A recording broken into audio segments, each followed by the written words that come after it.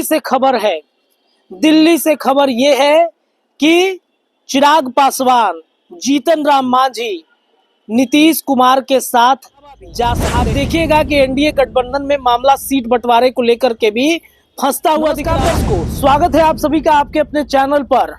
Bihar NDA में सब कुछ ठीक ठाक नहीं चल रहा है। अब आप सोचेंगे क्यों ये बयान, ये बातें और ये जो चर्चाएं चल रही हैं इन दिनों बिहार की राजनीति में, वो यूं ही नहीं चल रही है। एक तरफ बिहार के मुख्यमंत्री नीतीश कुमार के पाला बदलने की चर्चा है। दिसंबर का ये आखिरी आज का दिन है, इस साल का आखिरी दिन है और नए साल 2025 के तरफ पूरा बिहार, पूरा देश बढ़ेगा। लेकिन बिहार की राजनीति में बड़ा ट्विस्ट आने वाला है। 2025 चुनाव से ठीक पहले आप कई दलों को एनडीए गठबंधन से अलग होता हुआ देख सकते हैं। मामला फंस चुका है।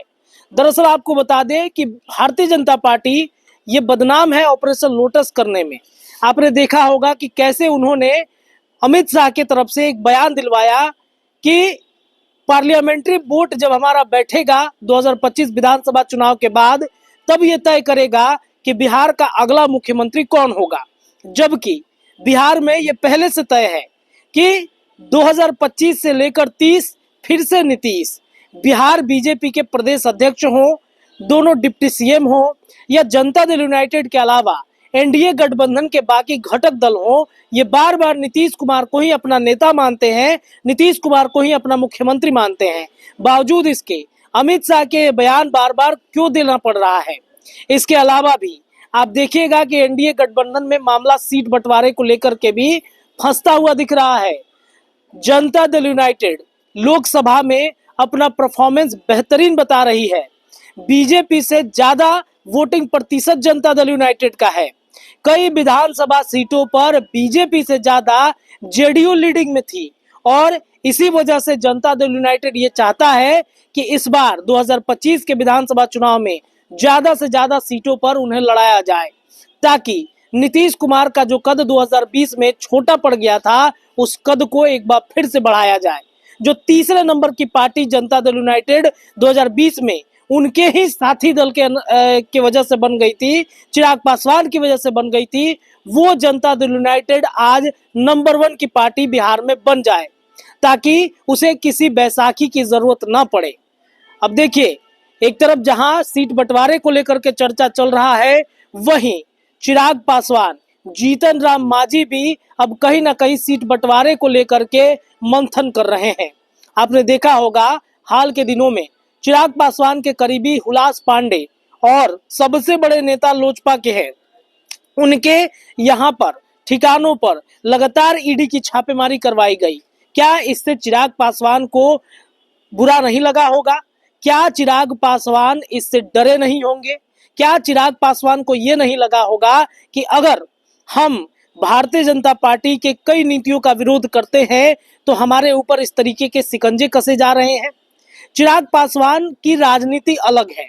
दलितों का एक बड़ा चेहरा, बिहार के अगले मुख्यमंत्री के तौर पर उनकी पार्टी जो लोजपा है वो बार बार चिराग पासवान को प्रेजेंट करती है। चिराग ने भी दावा कर दिया है कि बिहार की राजनीति से उनका सरोकार रहेगा। उन्होंने राजनीतिक करियर की शुरुआत ही बिहार के जनता की सेवा के लिए की है। तो अगर कुछ नीतियों का विरोध वो कर देते हैं, बीजेपी उन्हें डरा के रखना चाहती है, तो वो चिराग पासवान बर्दाश्त नहीं कर सकते हैं। चिराग पर दबाव सीट को लेकर के भी दिया जा रहा है भारतीय जनता पार्टी की तरफ से कि आप कम सीटों पर मानिए। एक तरीके से कहे तो चाप चढ़ाने की तैयारी की जा रही है और इसी वजह से चर्चा ये है कि चिराग पासवान कुछ बड़े फैसले ले सकते हैं। एनडीए गठबंधन से अगर उनको अलग होना पड़े तो भी वो हो सकते हैं। चिराग पासवान हो, जीतन राम मांझी हो, अगर सीट बंटवारे पर इनके साथ थोड़ा बहुत भी ऊपर नीचे किया गया तो ये फैसले लेने के लिए स्वतंत्र हैं। इधर आपने देखा होगा कि नीतीश कुमार से जीतन राम मांझी और चिराग पासवान की नजदीकियां कितनी बड़ी हैं। चिराग पासवान मोदी के हनुमान के अलावा नीतीश के हनुमान बन रहे हैं। तो देखिए दर्शकों, दिल्ली से खबर है, दिल्ली से खबर यह है कि चिराग पासवान, जीतन राम मांझी नीतीश कुमार के साथ जा सकते हैं। नीतीश कुमार ने जो प्रपोजल कांग्रेस के सामने रखा था उस प्रपोजल में ये बातें सामने आई है कि चिराग पासवान और जीतन राम मांझी भी एनडीए गठबंधन से अलग होकर इंडिया गठबंधन में जाने के लिए पूरे तरीके से तैयार हैं। नीतीश कुमार और नीतीश कुमार के साथ इनके ये तमाम जो एक तरीके से कहें तो करीबी बनते चले जा रहे हैं। ये प्रपोजल में नीतीश कुमार ने स्पष्ट तौर पे कह दिया है कि आपको इन सब को भी एडजस्ट करना होगा और इसके लिए शायद कांग्रेस तैयार भी हो जाएगी, क्योंकि कांग्रेस को एक बड़ा जनाधार चाहिए मोदी को कुर्सी से हटाने के लिए भी। तो ये चर्चाएं दिल्ली में चल रही हैं। नीतीश, चिराग, मांझी ये सभी एक साथ आ रहे हैं और बिहार में साल 2025 में चुनाव से पहले खेल हो सकता है। तो ये चर्चा चल रही है राजनीति गलियारे में कि ये सभी एक साथ आएंगे।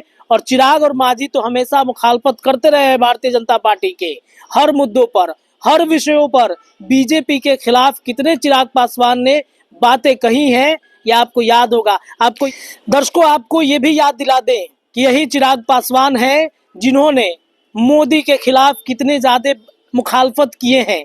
कई ऐसी नीतियां हैं जिसका विरोध चिराग पासवान करते रहे हैं।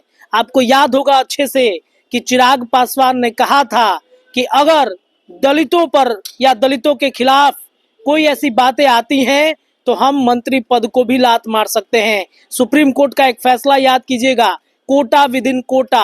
दलितों को लेकर के जो बातें कही गई थी कि अगर कोटा विद इन कोटा लाया जाएगा तो वैसे जो समृद्ध दलित है इनको इस आरक्षण से बाहर किया जा सकता है, जिसके बाद से चिराग पासवान की पार्टी और उनके नेता लगातार मोदी के खिलाफ बोले थे। समस्तीपुर में इन्हीं के कई नेताओं ने मोदी मुर्दाबाद के नारे भी लगा दिए थे और यही चिराग पासवान पटना के कार्यक्रम में भरी सभा में उन्होंने कहा कि हम मंत्री पद के लालची नहीं हैं, हम लात भी मार सकते हैं अगर हमारे समाज, हमारे दलितों के खिलाफ अगर कोई ऐसी चर्चाएं होती हैं तो इससे स्पष्ट है कि चिराग पासवान को भी एनडीए से बहुत ज्यादा मोह माया नहीं है, उनको बिहार की राजनीति करनी है। चिराग पासवान, जीतन राम मांझी हो, सभी नीतीश के साथ आ चुके हैं, ये लगभग तय है। तो इतना जरूर आप मान लीजिए कि बिहार की राजनीति में साल 2025 में कुछ बड़ा अपडेट आ सकता है। जुड़े रहिए, तमाम अपडेट हम आपको देंगे। फिलहाल के लिए इतना ही। बहुत बहुत धन्यवाद।